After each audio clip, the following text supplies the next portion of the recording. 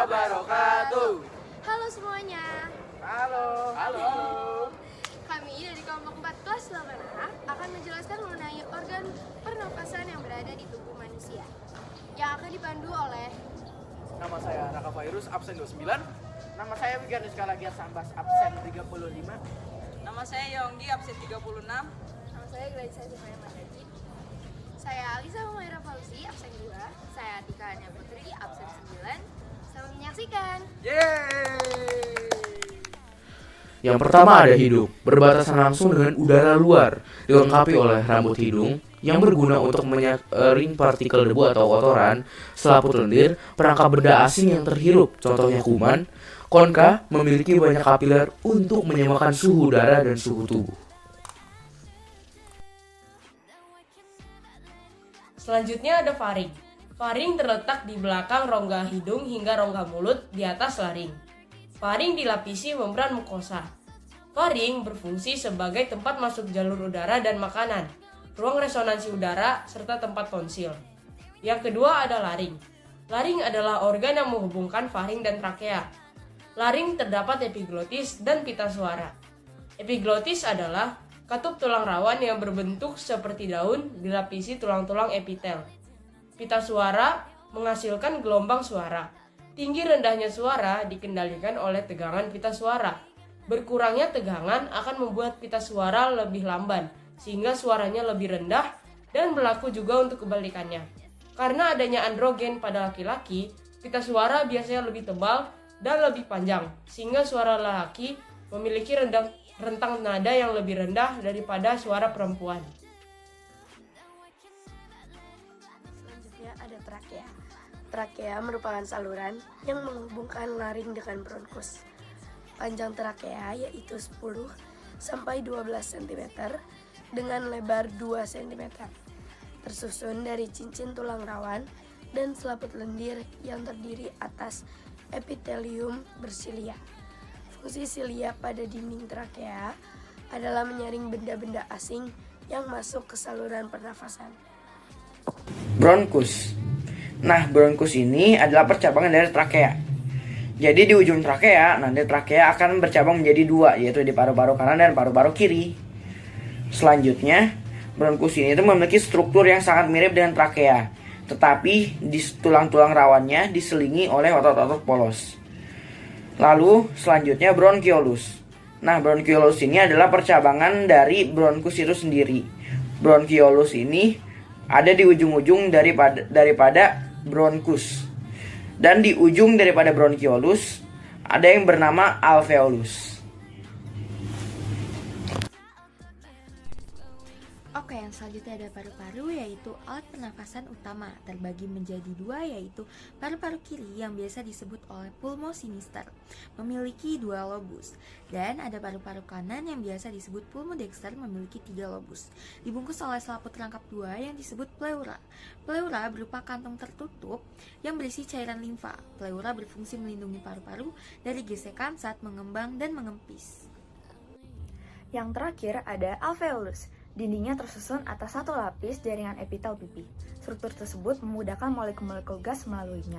Dinding alveolus berbatasan dengan kapiler, sehingga mudah melakukan pertukaran gas. Gelembung alveolus memungkinkan pertambahan luas permukaan untuk proses pertukaran gas. Luas permukaan alveolus 100 kali lebih luas permukaan tubuh manusia. Besarnya luas permukaan alveolus menyebabkan penyerapan oksigen lebih efisien. Alveolus dalam bentuk jamak bisa dipanggil alveoli. Selanjutnya ada mekanisme pernapasan. Mekanisme pernapasan itu berlangsung ada 2 mekanisme, yaitu menghirup udara atau inspirasi, menghembuskan udara atau ekspirasi.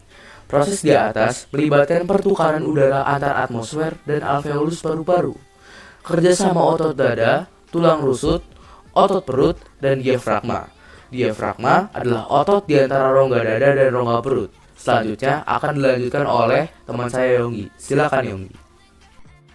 Selanjutnya, pada inspirasi otot diafragma dan otot dada berkontraksi, volume rongga dada membesar. Paru-paru mengembang, udara masuk ke dalam paru-paru. Diafragma dan otot dada relaksasi. Volume rongga dada kembali menjadi normal.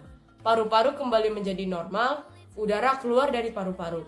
Satu kali pernapasan terdiri dari inspirasi dan ekspirasi. Frekuensi pernafasan. Pada saat pernafasan, frekuensi pernafasan normal pada orang dewasa adalah 12-20 per menit. Faktor-faktor yang mempengaruhi pernafasan adalah yang pertama ada umur, jenis kelamin, suhu tubuh, posisi tubuh, dan yang terakhir kegiatan atau aktivitas. Pada umumnya, laki-laki membutuhkan lebih banyak energi.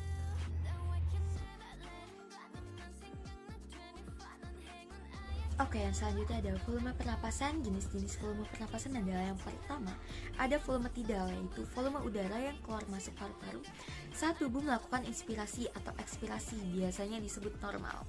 Volumenya sekitar 500 ml. Dan yang kedua ada volume cadangan ekspirasi, merupakan volume udara yang masih dapat dikeluarkan secara maksimal dari paru-paru setelah melakukan ekspirasi biasa.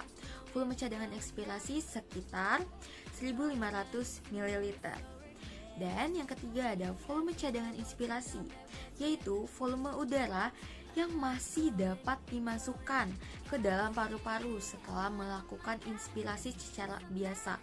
Volume cadangan inspirasi sekitar 1500 ml. Dan yang keempat ada volume residu, yaitu volume udara yang masih tersisa di dalam paru-paru meskipun telah melakukan ekspirasi secara maksimal. Volumenya sekitar 1000 ml. Dan yang kelima ada kapasitas vital paru-paru, yaitu total dari volume tidal ditambah dengan volume cadangan ekspirasi ditambah lagi dengan volume cadangan inspirasi. Kapasitas vital paru-paru sekitar 3500 ml. Lalu ada kapasitas total paru-paru, yaitu volume udara yang dapat ditampung secara maksimal dalam paru-paru.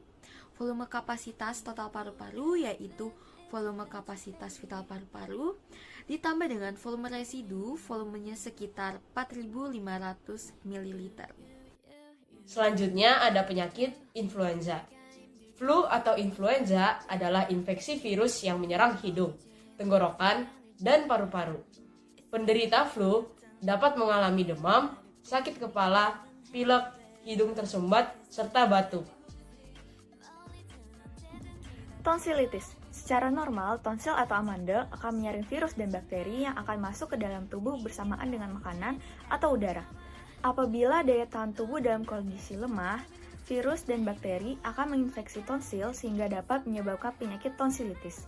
Gejala tonsilitis yaitu sakit tenggorokan, tonsil mengalami peradangan, batuk, sakit kepala, sakit pada bagian leher atau telinga, dan demam.